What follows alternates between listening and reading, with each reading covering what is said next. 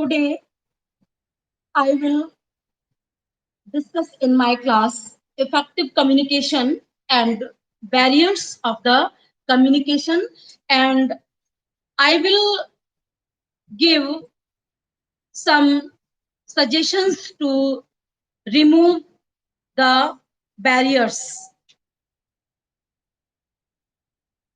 संस्था में जो हमारे मानवीय संसाधन हैं, प्रधानाध्यापक हैं, इसमें शिक्षक होते हैं, छात्र होते हैं, कर्मचारी होते हैं, इनके बीच में संप्रेषण जब होता है तो विद्यालय का प्रबंधन, प्रशासन और संगठन इन सब से प्रभावित होता है।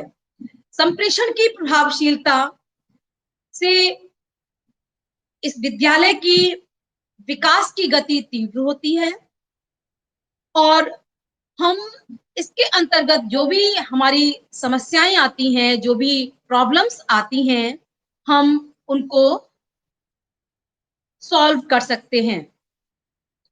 संप्रेषण की प्रभावशीलता को बढ़ाने पर हमें ध्यान देना होता है और यह ध्यान हम निम्नलिखित बातों को अपने विद्यालय के अंतर्गत स्वीकार करके हम संप्रेषण को प्रभावी बना सकते हैं।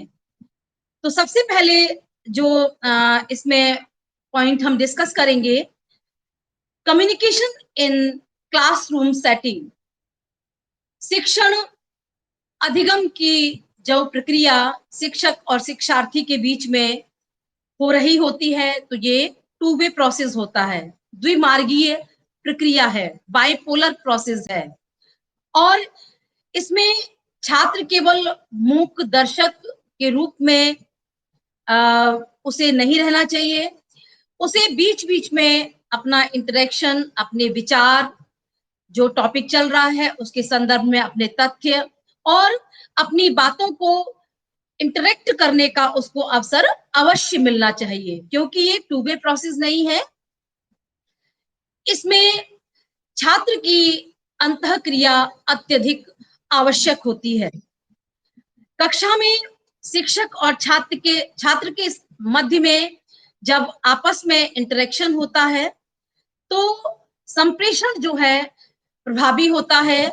जो टॉपिक, जो चीजें स्टूडेंट के समझ में नहीं आती हैं, वो शिक्षक उनको अच्छे तरीके से समझाने की कोशिश करता है और जो चीजें शिक्षक अगर पूछना चाहता है कि उसको क्या और चीजें डिस्कस करनी है, क्या और चीजें उसको क्लियर करनी है, तो वो क्रॉस क्वेश्चन करके और problem related question put up करके वो उनके जो प्रॉब्लम्स हैं उनको वो सॉल्व कर सकता है। दूसरा है इसमें use of audio visual add. जब भी हम टीचिंग करते हैं तो हम अपने टीचिंग को प्रभावी बनाने के लिए, संप्रेषण को इफेक्टिव बनाने के लिए हम ऑडियो विजुअल एड का भी प्रयोग करते हैं, चार्ट का प्रयोग करते हैं, फ्लैश कार्ड का प्रयोग करते हैं, हम वास्तविक वस्तु प्रदर्शन का भी प्रयोग करते हैं। तो इससे क्या होता है कि जो हम बताना चाह रहे हैं, जो हम कक्षा को देना चाह रहे हैं, जो हमें कक्षा को पढ़ाने का हमारा उद्देश्य है, वो इन माध्यमों से, ऑडियो विजुअल एड के माध्यम से हम उसको संप्रेषित अच्छे तरीके से कर पाते हैं और इसमें छात्र बहुत अधिक रुचि से पढ़ते हैं, उनको इसमें बहुत अच्छा लगता है, क्योंकि जो चीज वो पढ़ रहे हैं, जो समझ रहे हैं, वो विभिन्न माध्यमों में उनको इंटरेस्ट डेवलप होता है और वो डीप एंड डीप इसमें स्टडी करना चाहते हैं। बहुत सारे बच्चे क्रॉस क्वेश्चन करते हैं और जिससे कि उनके नॉलेज में वृद्धि होती है। अगला है पाठ्य सहगामी क्रियाओं का आयोजन, ऑर्गेनाइजेशन ऑफ द को करिकुलर एक्टिविटी। को करिकुलर एक्टिविटीज के आयोजन में भी कुछ पूछना है क्या?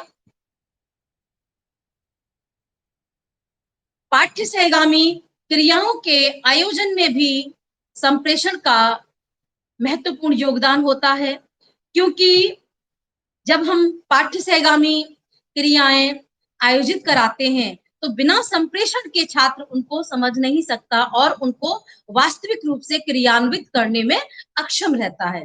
तो जो भी हमको एक्टिविटी करानी है, चाहे वो सांस्कृतिक क्रियाकलाप हो, चाहे वो शैक्षिक क्रियाकलाप हो, चाहे वो समाज से रिलेटेड कोई सोशल वर्क से रिलेटेड कोई भी क्रियाकलाप हो, तो उन सभी क्रियाकलापों के लिए हमको छात्र को संप्रेषण हमें करना अत्यधिक आवश्यक होगा, तभी वो जो पाठ्य सहगामी क्रिया का जो उद्देश्य है वो पूरा हो पाएगा। और जहां कहीं भी समस्या आए, इसके लिए हम छात्रों को मुक्त वातावरण प्रदान करें। ऐसा नहीं कि आपको ऐसे ही करना है, केवल लकीर के फकीर ना बने।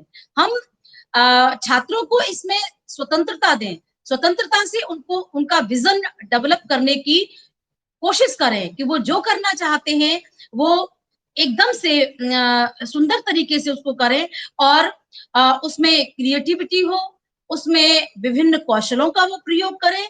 तो उस फील्ड में अगर वो शिक्षक से अपनी शंकाओं का समाधान करना चाहता है, तो वो अपनी शंकाओं को कम्युनिकेशन के माध्यम से ही दूर कर सकता है। तो कम्युनिकेशन जो है वो पाठ्य सहगामी क्रियाओं के आयोजन में उसकी प्रभावशीलता की वृद्धि में बहुत मदद करता है। नेक्स्ट है परामर्श सेवा का आयोजन, organisation of the guidance and counselling services.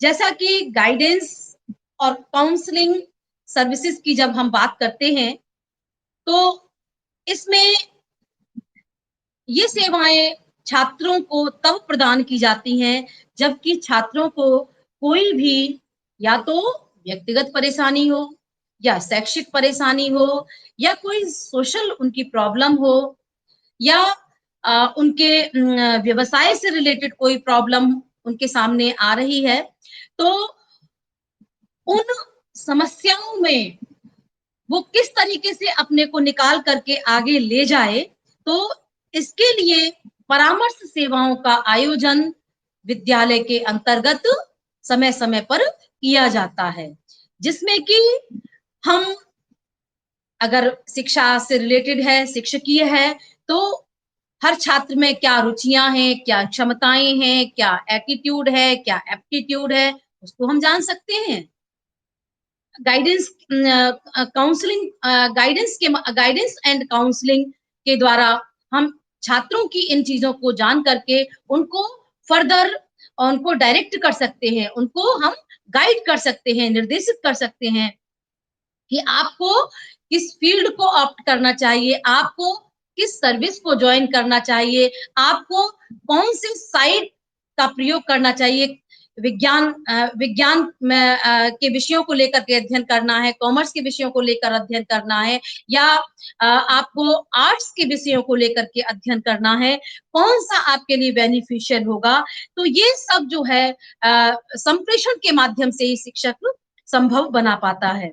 और इसमें छात्र और परामर्शदाता जो काउंसलर है, उसके मध्य में क्या होगा कि जब तक वो अपनी बातों को निसंकोच रूप से शिक्षक छात्रों को ना बता पाए या छात्र शिक्षक को उनको ना बता पाए, तो किसी भी समस्या को यहाँ पर काउंसलर सॉल्व नहीं कर सकता है। तो विचारों का आदान-प्रदान होना बहुत ज़रूरी है। इसके जब विचारों का आदान-प्रदान प्रॉपर होगा, तभी जो कम्युनिकेशन है, वो शिक्षक और छात्र के बीच में अच्छे तरीके से हो सकेगा और जो भी उनकी व्यक्तिगत, शैक्षिक, सामाजिक या किसी भी तरीके की उनकी व्यवहार से रिलेटेड अगर कोई प्रॉब्लम है, तो उन सभी प्रॉब्लम्स में उसको सहायता प्रदान करने के लिए संप्रेषण शिक्षक से करना परम आवश्यक है। अगला पॉइंट है सामूहिक कार्यक्रमों का आयोजन, organisation of the group activity. Group activity जब भी विद्यालयों में, महाविद्यालयों में छात्रों के मध्य में आयोजित की जाती है, तो जब तक ग्रुप के मध्य में कन्वर्सेशन नहीं होगा, प्रॉपर आपस में इंटरेक्शन नहीं होगा, कोऑपरेशन नहीं होगा, आपस में लव एंड अफेक्शन नहीं होगा, तब तक कोई भी जो सामूहिक कार्यक्रम है, कलेक्टिव प्रोग्राम है, वो सफल नहीं हो सकता है। तो इसमें हम विद्यालय के अंतर्गत हम बहुत सारे कार्य कलेक्टिवली कराते हैं, जैसे कि प्रयोगशाला कार्य। हम जब प्रयोगशाला में बच्चे कार्य करते हैं, प्रयोगशाला में जब प्रयोग करते हैं बच्चे, तब क्या करते हैं? कलेक्टिवली वर्क करते हैं। जब किसी प्रोजेक्ट पे कार्य कर रहे हैं, उनको एक टॉपिक दे दिया जाता है कि आपको इसका इंट्रोडक्शन पर आपको वर्क करना है, आपको इसकी मिड बॉडी पर वर्क करना है, आपको इसका कंक्लूजन लिखना है, आपको इसका प्रेजेंटेशन तैयार करना है, आपको इसका जो कंटेंट है वो आपको पूरा ढूंढ करके देना है। तो ये जो पूरा वर्क है वो एक बच्चे जो है कलेक्टिवली उसको आपस में बांट करके कार्य करते हैं। अगला है सामाजिक और सांस्कृतिक कार्य। हमारे विद्यालयों में, महाविद्यालयों में सामाजिक कार्यक्रमों का भी आयोजन होता है, सांस्कृतिक कार्यक्रमों का भी आयोजन होता है और इसमें शिक्षक और छात्रों की परस्पर सहभागिता होती है और इस परस्पर सहभागिता में संप्रेषण का होना परम आवश्यक है। अगर संप्रेषण किसी भी स्तर पर अगर नहीं हो पाता, तो वहीं पर व्यवधान पड़ने शुरू हो जाते हैं, वहीं पर प्रॉब्लम्स आनी शुरू हो जाती हैं। इस प्रकार विद्यालयों में, महाविद्यालयों में विभिन्न समितियां, विभिन्न परिषदें इत्यादि को बना करके हम किसी कार्य का प्रचार प्रसार करते हैं, जिससे कि उस जो भी हम कार्य करा रहे हैं उसमें कम्युनिकेशन इफेक्टिव रूप से बना रहे और विचारों, सूचनाओं, भावनाओं इन सब का जो आदान प्रदान जो है एक दूसरे से आसानी से हो सके। तो जितने भी सामूहिक कार्यक्रम हैं उनमें कम्युनिकेशन की अत्यधिक आवश्यकता होती है। अगला है परस्पर सहयोग एवं पूर्ण एवं स्पष्ट सूचना। Help each other and give clear information about vision mission. जो भी हमारे कार्य का विजन है, मिशन है, उसके विषय में एक दूसरे को समूह में परस्पर सहयोग होना अत्यधिक आवश्यक है और उसके बारे में कंप्लीट रूप से क्लियर इंफॉर्मेशन भी होनी चाहिए, क्योंकि जब व्यक्तियों में आपस में सहयोग की भावना नहीं होती है, जब कोई भी सूचना पूर्ण या स्पष्ट नहीं होती है, तो क्या होता है? इससे जो संप्रेषण का जो है प्रभाव कम हो जाता है और इससे संदेश प्राप्त करने वाले व्यक्ति को जो जो प्राप्त करता है, जो रिसीवर है, उससे उसके सामने बहुत सारी प्रॉब्लम्स आ जाती हैं और इसके लिए कंप्लीट इंफॉर्मेशन और आपस में म्यूचुअल अंडरस्टैंडिंग, कोऑपरेशन अत्यधिक आवश्यक है। इससे हमारा इफेक्टिव कम्युनिकेशन हो सकता है। सुव्यवस्था, भाषा शैली एवं निर्णय में शीघ्रता। There should be systematic way, language style and hurry in decision making. जब भी कोई भी कम्युनिकेशन होता है तो वो पूरा कैसा होना चाहिए? सुव्यवस्थित होना चाहिए कि हम कौन सा कार्य किस तरीके से शुरू करेंगे, उसके मिड में हम क्या करेंगे, उसके अंत में हम क्या करेंगे, उसका फीडबैक मिलेगा तो क्या होगा।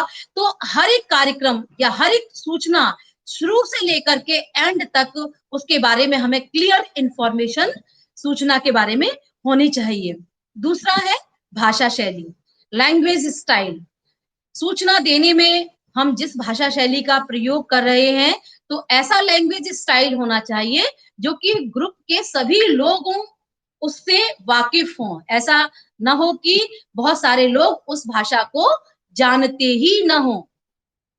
उन शब्दों का हमको चयन करना चाहिए जिससे कि सभी सदस्य उसके जानकार हों, या अगर कोई टेक्निकल वर्ड है तो टेक्निकल वर्ड को हमें हर सदस्य को समझाने की भी कोशिश करनी चाहिए। और जो भी हम निर्णय लें कम्युनिकेशन के अंतर्गत, जो भी कम्युनिकेशन हो रहा है, तो उसमें किसी भी निर्णय में हमको क्या नहीं होनी चाहिए, देरी नहीं होनी चाहिए।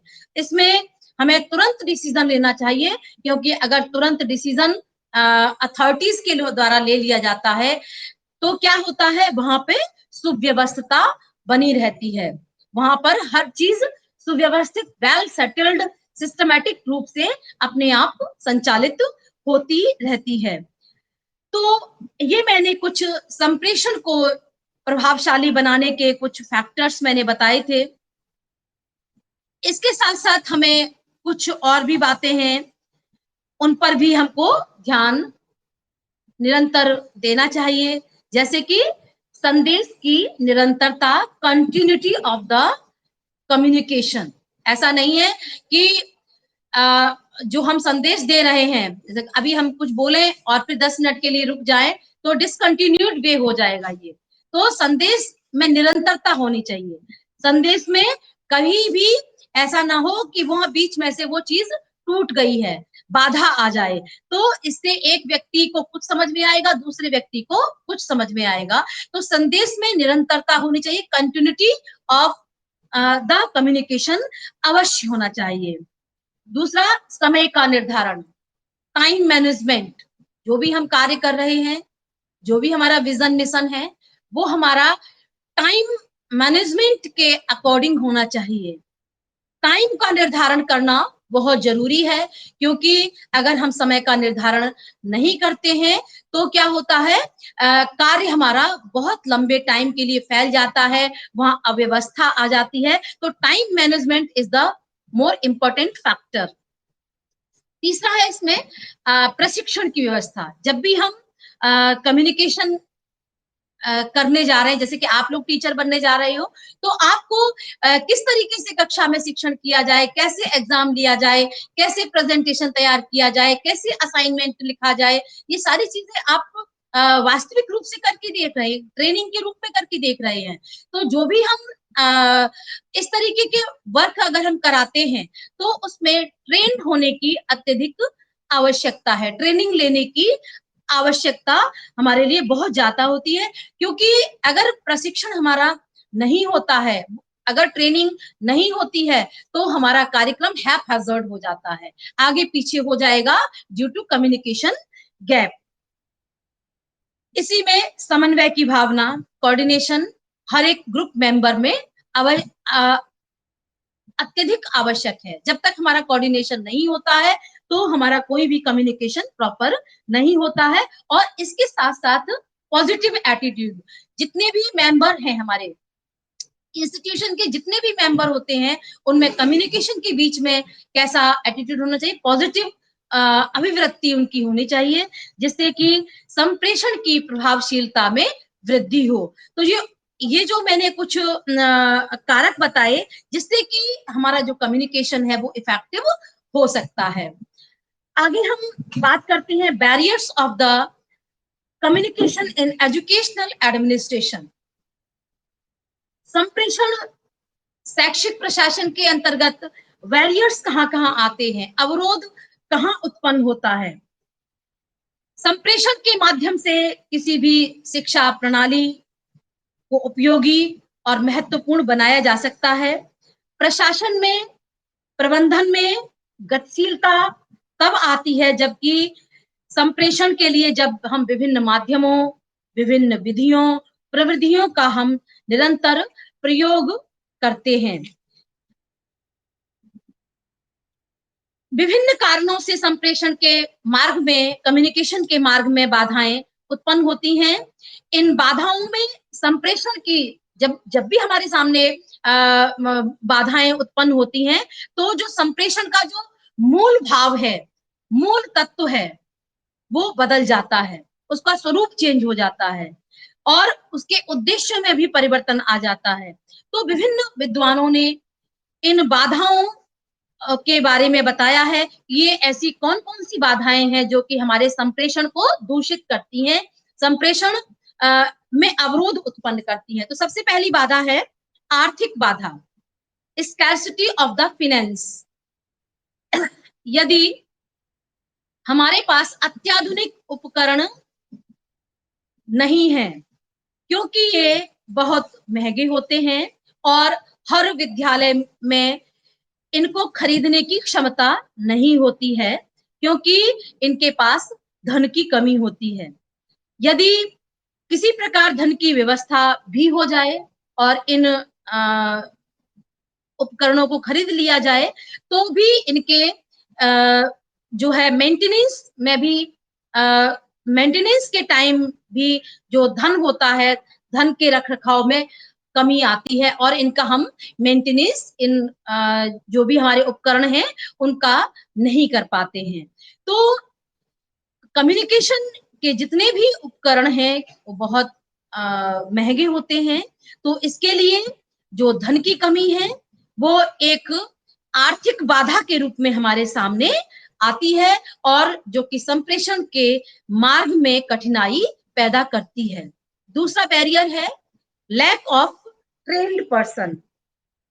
इसमें संप्रेषण के अंतर्गत यदि हमने बहुत सारे एपरेटस खरीद भी लिए हैं, लेकिन इनके संचालन की भी समस्या हमारे सामने उत्पन्न होती है, क्योंकि जो भी स्टाफ है, वो इन उपकरणों को चलाने में इतना कुशल नहीं होता है। उनमें तकनीकी कौशल का सर्वथा अभाव होता है, जिससे कि संप्रेषण के मार्ग में बाधाएँ उत्पन्न होती हैं। और इसमें प्रशिक्षण का जो अभाव होता है, ट्रेनिंग का जो अभाव होता है, वो भी कम्युनिकेशन के मार्ग में एक बाधा उत्पन्न करता है। तीसरा है शिक्षकों में रुचि का अभाव, lack of interest in teachers. जो टीचर सरकारी विद्यालयों में, गवर्नमेंट कॉलेजेस में जो कार्य करते हैं, वो इनके प्रति उनकी रुचि का सर्वथा अभाव पाया जाता है। वो चलाना भी जानते हैं, तब भी वो उनको यूज़ नहीं करना चाहते हैं, क्योंकि वो जो है अपने कार्य के प्रति, अपने उत्तरदायित्व के प्रति इतने ज़िम्मेदारी से उनको निर्वाह नहीं कर पाते। तो शिक्षकों में अपना पीरियड लेना, अपने कार्यों को उतनी ज़िम्मेदारी से करना, मैं केवल उन टीचर्स की बात कर रही हूँ जो कि गवर्नमेंट जॉब में आ जाते हैं। गवर्नमेंट जॉब में आने पर क्योंकि उनकी जो पोजीशन है वो फिक्स हो जाती है कि अब तो हमको पैसा मिलेगा ही मिलेगा, हमको कोई निकाल सकता ही नहीं है। तो ये सारी चीज़ों को ध्यान में रखते हुए शिक्षकों में रुचि का अत्यधिक अभाव हो जाता है। वो शिक्षण के कार्य में रुचि नहीं लेते या जो भी वो कार्य हैं उनको जो अलॉट किए गए हैं उनमें भी रुचि नहीं लेते। जो भी कार्य उनको एडमिनिस्ट्रेटिव वर्क उनको अलॉट किए जाते हैं, उनमें भी वो रुचि नहीं लेते। तो शिक्षकों में रुचि के अभाव के कारण भी ये कम्युनिकेशन का जो प्रोसेस है, वो उसमें भी दिक्कत आती है। अगला है भाषा संबंधी बाधाएँ, लैंग्वेज बैरियर्स। भाषा जो है किसी भी संदेश, विचार, सूचना को देने का एक माध्यम होती है। अगर यही हमको समझ में ना आए, तो उससे क्या होता है, जो हमारा संप्रेषण का कार्य है, वो हमारा अवरुद्ध हो जाता है। क्योंकि कभी-कभी ऐसा कोई व्यक्ति ऐसे शब्दों का प्रयोग कर लेता है कि जिसके कि ऐसे वाक्य होते हैं जिनके कि 2 अर्थ निकल रहे होते हैं। या कोई टेक्निकल उसकी ग्लॉसरी होती है या जो वैधानिक शब्दावली होती है, जिनके कि शब्दों में, प्रतीकों में थोड़ी-सी भिन्नता होती है, तो इन सभी के कारण उस कम्युनिकेशन को समझने में हर व्यक्ति को कठिनाई का अनुभव होता है। तो भाषाई अ, बाधा के कारण या द्विअर्थीय वाक्यों के कारण या तकनीकी शब्दावली के कारण या वैधानिक शब्दावली के कारण उन शब्दों को, उस कम्युनिकेशन को, उस मैटर को समझने में हर व्यक्ति को कठिनाई का सामना करना पड़ता है। तो उससे वहां पर भी बाधाएं हमारे सामने उत्पन्न होती हैं। अगला है जीवन शैली और वैचारिक भिन्नता, इस life style and different ideas. सभी व्यक्तियों की सोच और जीवन शैली समान नहीं होती, क्योंकि इसमें हर संस्था में भिन्नता पाई जाती है, क्योंकि वहां पर जो व्यक्ति होते हैं वो कई समाज, राष्ट्र, संस्कृति, रहन सहन, खान पान, रीति रिवाज, बोलचाल, धार्मिक भिन्नता लिए हुए होते हैं। इससे के अतिरिक्त जो भी आयु है, लिंग है, अनुभव है, या आपसी प्रेम का व्यवहार है, सौहार्द की कमी, असहयोग, संघर्ष, वैमनस्य, इन सभी के कारण जो है संस्था के अंतर्गत संप्रेषण के में बाधाएं उत्पन्न होती हैं। अगला है टेक्निकल बैरियर। टेक्निकल बैरियर यानी कि जो भी हम विचार, सूचनाएं हम प्रेषित करना चाह रहे हैं, तो वहां पर अगर हमको उस चीज का नॉलेज नहीं है, टेक्निकल नॉलेज नहीं है, तब भी हम उस कम्युनिकेशन को बहुत अच्छे तरीके से नहीं कर पाते हैं। एनवायरमेंटल बैरियर, पर्यावरण संबंधी बाधाएं।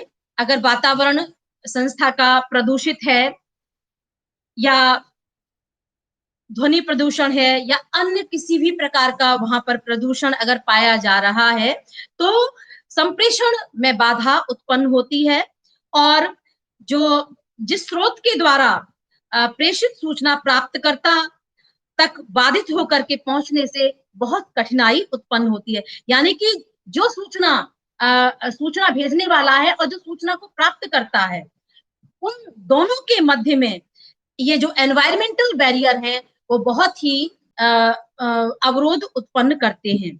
इसके अतिरिक्त जो हमारी भौगोलिक दूरियां हैं, देश विदेश के आपसी संबंध हैं, वो भी हमारे एनवायरमेंटल बैरियर्स हैं, और वो भी हमारे संप्रेषण को प्रभावित करते हैं। यदि हमारे दूसरे देशों के साथ में अच्छे संबंध होते हैं तो हमारा कम्युनिकेशन बना रहता है। अगर हमारे संबंध अच्छे नहीं होते हैं तो वहां पर हमारा कम्युनिकेशन गैप आ जाता है, हम कम्युनिकेशन वहां पर नहीं करना चाहते। अगला है प्रबंधन संबंधी बाधाएं, मैनेजेरियल बैरियर्स। प्रबंधन संबंधी बाधाएं भी संप्रेषण में बाधा उत्पन्न करती है। मैनेजमेंट के कई स्टाइल हैं, जैसे कि निरंकुश स्टाइल जो होता है, जबकि निरंकुश स्टाइल में मतलब क्या है, जब डिक्टेटरशिप होता है या प्रजातंत्र का माहौल होता है, डेमोक्रेटिक माहौल जहां होता है, निरंकुश में जो कम्युनिकेशन किया जाता है, वहां पर जो व्यक्ति है, जो अधिकारी है, जो वो कहता है वही बात हो सत्य होती है, या कि मैं जो कह रहा हूं वही बात ठीक है। लेकिन जहां पर डेमोक्रेटिक एटमॉस्फेयर होता है, वहां पर जो बातें कही जाती हैं, जो कम्युनिकेशन किया जाता है, वो सबकी राय, परस्पर सहयोग के द्वारा कम्युनिकेशन किया जाता है। तो जो शैलियां हैं, उनके कारण भी हमारे संप्रेषण में बाधाएं उत्पन्न होती हैं। अगला है व्यक्तिगत स्वार्थ संबंधी बाधाएं, self interest and related barrier. व्यक्तिगत स्वार्थ के कारण भी संप्रेषण बाधित होता है, क्योंकि हर व्यक्ति ईर्ष्या, द्वेष, सूचना की मूल भावना का अभाव इत्यादि के कारण एक दूसरे को संप्रेषण नहीं करते हैं। इससे क्या होता है कि जैसे कि छोटे बड़े की भावना, अहंकार की भावना, व्यक्ति की योग्यता व अयोग्यता, ये सब भी हमारे संप्रेषण को प्रभावित करते हैं, और हमारे संप्रेषण का जो फ्लो है ये ब्लॉक कर देते हैं, और ये बाधा, यहाँ पर ये बाधाएं फिर उत्पन्न हो जाती हैं। तो ये जो सेल्फ इंटरेस्ट के कारण भी संप्रेषण में बाधाएं उत्पन्न होती हैं। अतः हम कह सकते हैं कि जो उपरोक्त बाधाओं के कारण संप्रेषण में बहुत कठिनाई आती है। इसके अतिरिक्त व्यक्ति का जो सकारात्मक और नकारात्मक दृष्टिकोण भी संप्रेषण को प्रभावित करता है, वो भी बाधाएं डालता है। तो इस तरीके से जो बाधाएं हैं वो संप्रेषण के मार्ग में आती हैं। अब इन संप्रेषण को हम कैसे, संप्रेषण की बाधाओं को हम किस तरीके से दूर कर सकते हैं? तो सबसे पहले clearness of the objective and medium of communication. संप्रेषण के उद्देश्यों और माध्यमों का हमें स्पष्ट हर व्यक्ति को इंफॉर्मेशन देनी चाहिए कि हम क्या संप्रेषित करना चाहते हैं, क्या हमारे उद्देश्य हैं, कौन से माध्यमों का हम चूज करेंगे। तो अगर हम हर व्यक्ति को इसकी सूचना सही रूप में दें, तब हम संप्रेषण की बाधाओं को दूर कर सकते हैं। तो ये कुछ सुझाव हैं। अगला है simplicity of the language style and knowledge of the technique. भाषा शैली की सरलता और तकनीकी का ज्ञान देना परम आवश्यक है। पूर्वाग्रह से ग्रसित ना होना। हम किसी के प्रति कोई धारणा ना बना लें कि हाँ तो वो तो गलत होगा ही होगा। अगर हम धारणा ऐसी बना लेते हैं तो इससे क्या होता है, हमारा जो संप्रेषण है वो हमारा दूषित हो जाता है। तो हम विदाउट प्रिजुडिस काम करें। जो भी हम संप्रेषित कर रहे हैं, किसी वस्तु का, विचार का, किसी तथ्य का, तो हम पूर्वाग्रह से रहित होकर के उसको प्रेषित करें।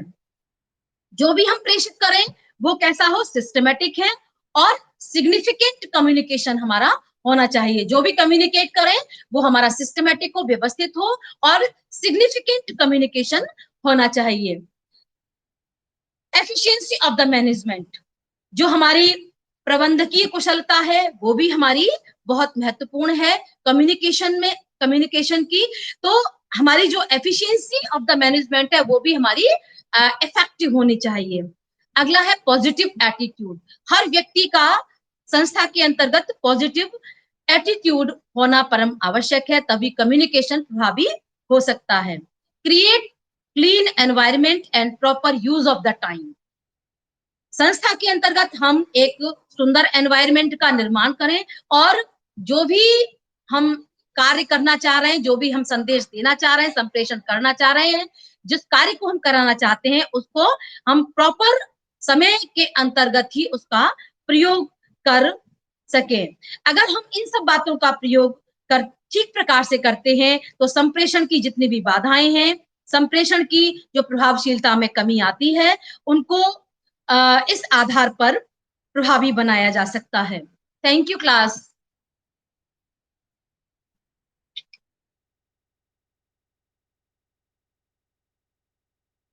ओके। हाँ, अब बच्चे जो अपना अपना टॉपिक जिसको नहीं समझ में आ रहा है वो पूछ सकते हैं।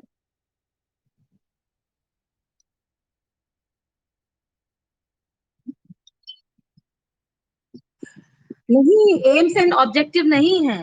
लास्ट ये मेन फैक्टर शुरुआत में मैंने बताया था, factors of the effective communication. इसके बाद में फिर मैंने बताया था barriers of the communication in educational administration, और लास्ट में था रिमेडीज, रिमेडीज एंड सजेशन। हाँ, रिमेडीज भी कह सकते हैं। हम्म।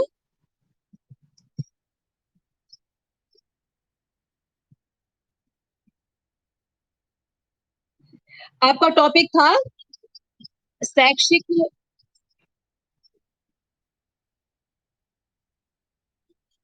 हाँ, शैक्षिक प्रशासन में जो संप्रेषण होता है उसमें किस तरीके से कर कर सकते हैं उसमें। तो इसमें तो पूरा जो आवाज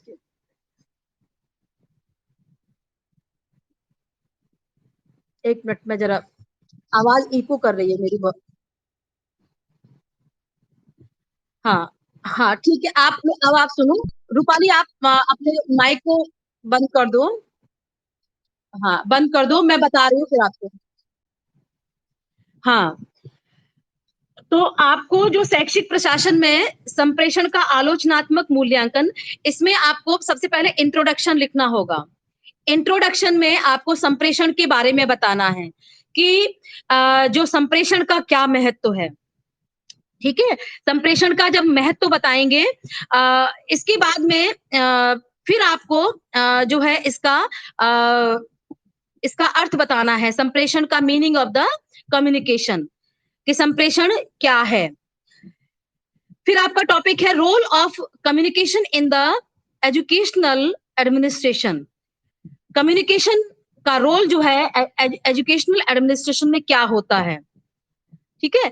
तो इस तरीके से आप इसको बताएँगे, फिर इसकी भूमिका क्या है? Role of communication in educational management में क्या इसकी भूमिका है? ये सारी चीज़ें आप विस्तृत रूप से आप इसमें बताएँगे। फिर जो आज मैंने बताया है 2-3 चीज़ें और भी मैंने जो पिछली कक्षा में बताई थी, process of the communication, stages of the communication और method and devices of the communication, importance of utility of the communication, effective factor ये तो आज मैंने बताया है, effective factor, barriers of the communication, ये सारे आपको उसमें डिस्कस करने हैं अपने टॉपिक में कि हम शैक्षिक प्रशासन में संप्रेषण के माध्यम से किस तरीके से उसको प्रभावी बना सकते हैं। हाँ, इसमें हाँ, बोलो।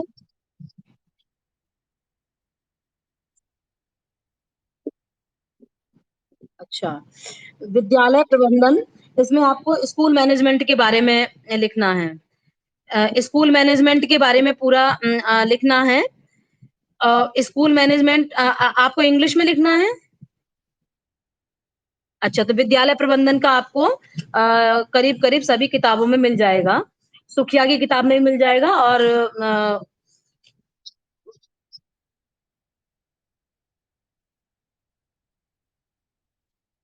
देखिए प्रशासन और प्रबंधन, ये तो विद्यालय में आप लिखेंगे ही लिखेंगे। विद्यालय प्रबंधन में 2 ही चीज़ों का प्रबंधन होता है। एक तो भौतिक संसाधनों का प्रबंधन और दूसरा है मानवीय प्रबंधन। भौतिक संसाधन में तो सारा स्कूल का जितने भी इंफ्रास्ट्रक्चर है वो आ गया और मानवीय संसाधन में टीचर हैं, कर्मचारी हैं, छात्र हैं, ये सारे आ गए। तो ये पूरा ओवरऑल टॉपिक आपको इसमें लिखना पड़ेगा। ठीक है? विद्यालय जो स्कूल मैनेजमेंट का जो डिटेल में आपको इसमें लिखना है। सबसे पहले जो है इसमें आप इंट्रोडक्शन दीजिए और लास्ट में इसका कंक्लूजन लिखिए। पॉइंट्स बना कर के हमको बीच में भेजिए आप। और इसमें कहा हाँ, और ये गूगल से भी आपको क्योंकि अभी आपके पास बहुत सारी किताबें तो होंगी नहीं, ज़्यादा से ज़्यादा होगी तो गजेंद्र सिंह तोमर की किताब होगी या सुखिया की होगी। इसके अलावा तो आपके पास किसकी किताब है? हाँ, हाँ, तो एक ही तो किताब है आपके पास।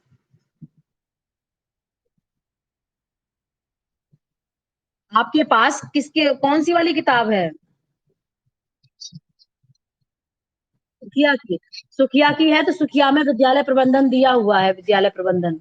विद्यालय प्रबंधन हाँ, हाँ, विद्यालय प्रबंधन दिया है, स्कूल मैनेजमेंट लेकिन इसमें स्कूल मैनेजमेंट में जो चीज़ें दी हैं वो चीज़ें आपको इंट्रोडक्शन में पहले आपको विद्यालय प्रबंध के बारे में बताना है कि विद्यालय प्रबंधन क्या है? ठीक है? इसके बाद में मिड बॉडी में आपको पूरा विद्यालय में क्या-क्या चीज़ें आप प्रबंध करते हो, इंफ्रास्ट्रक्चर में क्या-क्या होता है और मानवीय तत्वों में हम क्या-क्या करते हैं। तो ये सारी चीज़ें आपको अलग-अलग इसमें डिस्कस करनी पड़ेंगी। इसके बाद में कन्क्लूज़न लिखना है आपको। हुँ।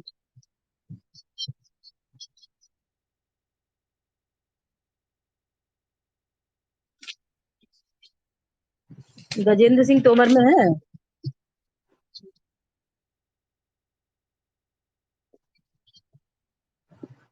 अच्छा, क्या नाम है आपका? रूपाली त्रिपाठी। मेरा नंबर तो होगा आपके पास? तो ऐसा है अपना नाम और नंबर और टॉपिक ये लिख के भेज देना तो देखते हैं हम हाँ, हाँ। विद्यालय प्रबंधन ये सब हम भेज देते हैं फिर आपको। ठीक है? और किसी को कोई पूछना हो? हाँ, विद्यालय प्रबंधन अभी बताया तो था विद्यालय प्रबंधन अभी। हाँ, तो आप भी कंचन जब हम रूपाली को भेजेंगे तो आपको भी भेज देंगे। हुँ? हाँ, और देखिए ये जो भेज रहे हैं, इसके साथ-साथ आप गूगल या नेट से विभिन्न साइट्स पे भी सर्च करके देख लो, ठीक है? क्योंकि थोड़ा-सा मैटर डिफरेंट होना चाहिए, जैसा कि एक किताब में से बस उतार दिया, तो 1-2 क्योंकि एक किताब का इसमें नहीं लिखना होगा, कई साइट से गूगल में सर्च करके तो उससे भी आप इसमें मेंशन कर सकते हो, ठीक है? अच्छा और बताइए?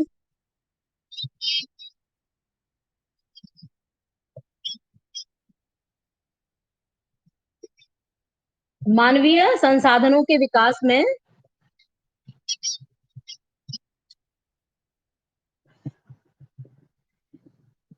मानवीय संसाधन टॉपिक बेटा गलत बता रहे हो आप।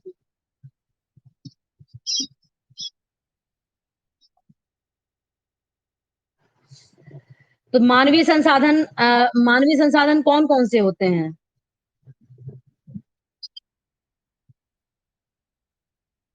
हाँ, हाँ, ये तो एजुकेशन के रोल क्या है?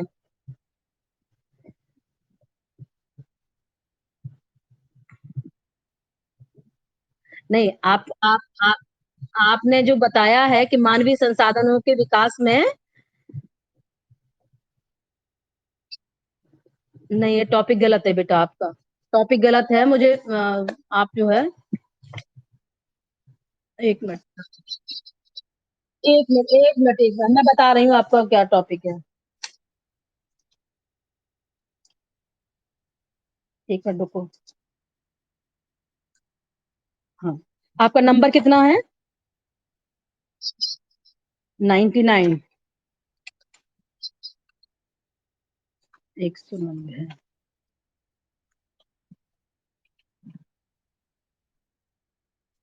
190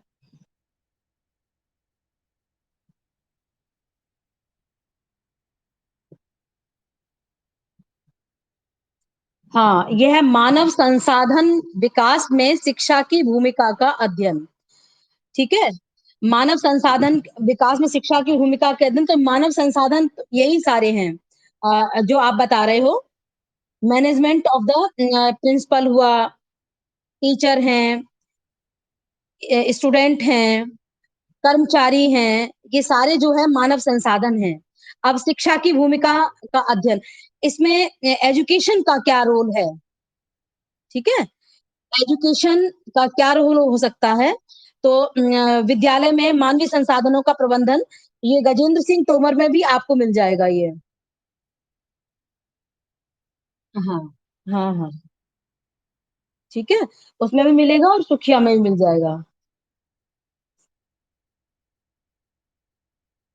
नहीं, नहीं बता व इसमें इसमें आप मुझे पर्सनली मैसेज मत करना, आप पूरा बना के दिखाना। इंट्रोडक्शन में क्या लिखेंगी आप, फिर इसका मिड बॉडी में क्या लिखेंगी और कंक्लूजन में क्या लिखेंगी और संदर्भ सूची में कौन किन-किन चीज़ों से आपने लिया है ये, ठीक है? अभी भी समझ में नहीं आया क्या?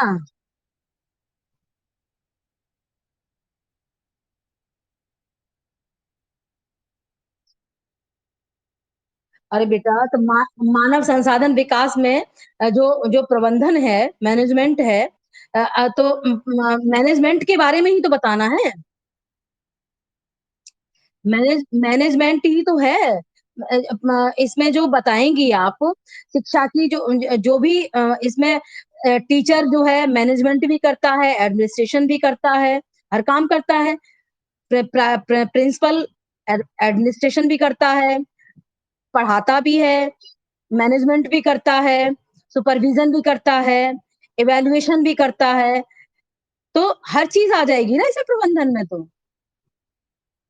हाँ, म म प्रबंधन से इसको वो मत करो आप। मानव संसाधन के जितने भी वो हैं, वो उनको आप क्लियरली डिफाइन करके क्योंकि हर व्यक्ति का जो प्रबंधन और निरीक्षण, मूल्यांकन ऑर्गेनाइजेशन ये सारी चीज़ें वो हर व्यक्ति करता है। चाहे वो प्राचार्य हो, चाहे वो टीचर हो, है ना? ये सब सभी ये कार्य एक मैनेजमेंट और एडमिनिस्ट्रेशन दोनों का ही मुख्य रूप से कार्य है। ठीक है? हाँ, और किसी को कुछ पूछना है? ओके बेटा। हाँ?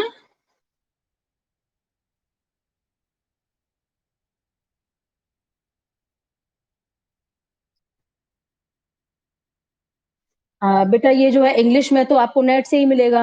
1986 की जो पॉलिसी है 1986 की पॉलिसी जब जब आप नेट में ये तो गवर्नमेंट की साइट पे ही पड़ी होगी। 1986 की पॉलिसी हाँ, गवर्नमेंट साइट पे ही मिल जाएगा। गवर्नमेंट आप 1986 की पॉलिसी आप करके डालेंगी तो ये गवर्नमेंट साइट पे मिल जाएगा पूरा।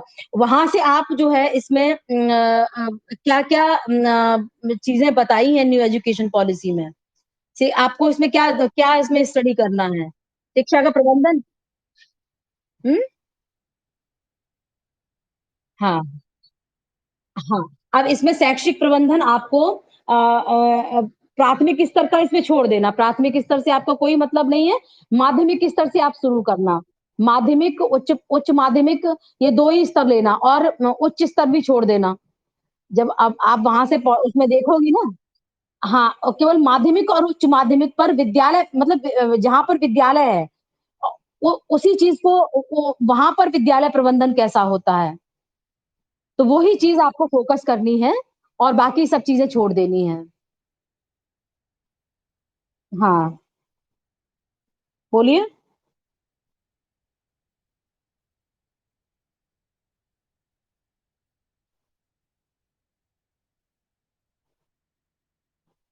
हुँ, हुँ। हाँ, हाँ, कर सकती हैं, कर सकती हैं। देखिए जो 1986 की पॉलिसी है और वो सेम वही रिवाइज़्ड है 1992 की पॉलिसी उसमें कोई भी अंतर नहीं है, ठीक है?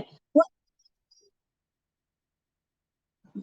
अरे बेटा ये मैटर तो 86 की पॉलिसी और 92 की जो रिवाइज़्ड पॉलिसी है, ये किसी भी बुक से आप ले सकते हो, लेकिन उसमें आपको प्रबंधन लेना है। मैनेजमेंट के बारे में आपको बताना है, ठीक है? स्कूल मैनेजमेंट के बारे में आपको डिस्कस करना है और कोई चीज़ नहीं लेनी है आपको, ठीक है? केवल स्कूल मैनेजमेंट ही आपको इसमें से लेना है। हाँ, हाँ। और ये गवर्नमेंट की साइट पे आपको आराम से मिल जाएगा ये। इसमें कोई भी असुविधा आपको नहीं होगी क्योंकि अगर आप अगर ये करके डालेंगे ना उसमें, तो आपको सारी चीज़ें आपको आराम से मिल जाएँगी। हाँ, हाँ। और किसी को कुछ पूछना है?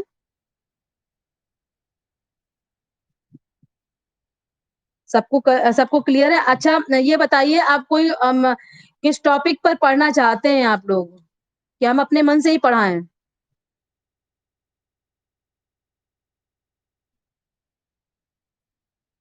ऐसे ही अच्छा लग रहा है, अच्छा।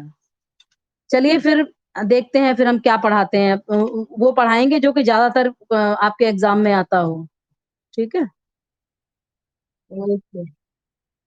बस मैं उन्हीं पे फ़ोकस करूँगी, जब आप लोग कुछ नहीं बता रहे हो तो फिर मैं अपने हिसाब से ही पढ़ाऊँगी, इम्पोर्टेंट टॉपिक ही पढ़ाऊँगी फिर, ठीक है?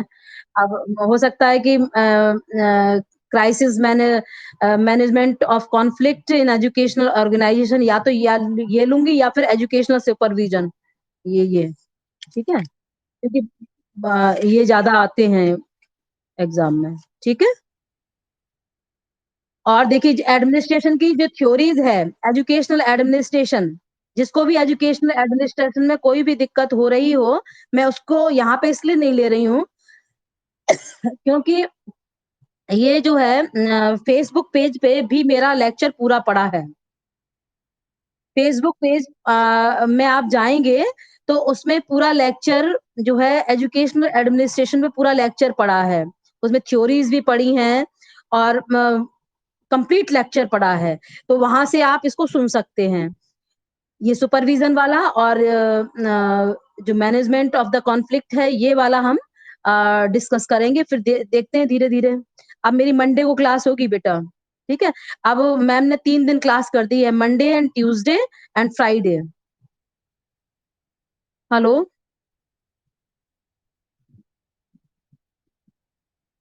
Okay, okay.